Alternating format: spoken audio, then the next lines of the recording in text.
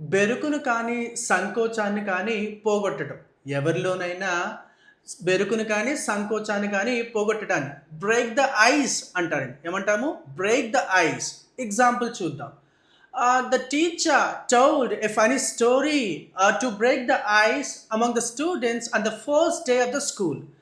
ఈ first day స్కూల్లో ఈ స్టూడెంట్స్ మధ్య ఉన్న బెరుకును పోగొట్టేందుకు గాను టీచర్ ఒక ఫనీ స్టోరీ చెప్పారటండి. రైట్. లిఖితపూర్వకంగా, రాతపూర్వకంగా అంటే ఏదైనా రాసి ఇవ్వడాన్ని ఏమంటాము? In black and white. Right. Example చూద్దామండి. The company sent me the job offer letter in black and white.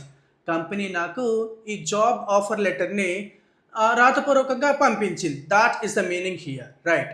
ఆశ్చర్యానికి గురి చేయడం అంటే విస్మయానికి గురి చేయడం. దీనికోసం రైజ్ యోర్ ఐబ్రోస్ ఏమంటామండి? Raise your eyebrows. His sudden resignation raised many eyebrows. అతని సడన్ రెసిగ్నేషన్ అనేది చాలామందిని ఆశ్చర్యపరిచింది, చాలామందిని విస్మయానికి గురి చేసింది. రైట్. అంతా మంచే జరగాలని కోరుకోవడం, అంతా మంచే జరగాలని ఆశించడం. దీనికోసం క్రాస్ యోర్ ఫింగర్స్ ఏమంటామండి? Cross your fingers. Right. we have done our best. Now let's cross our fingers. మనం ఎంత చేయాలో అంతా చేసామండి. అంతా మంచే జరగాలని ఆశిస్తాం.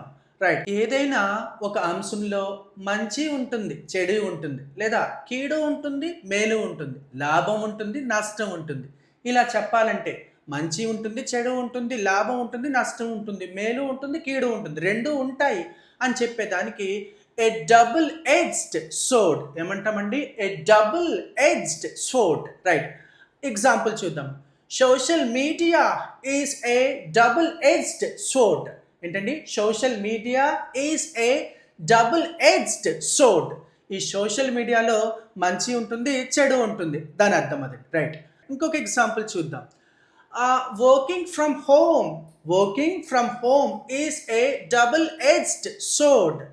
It saves time, but it reduces social interaction.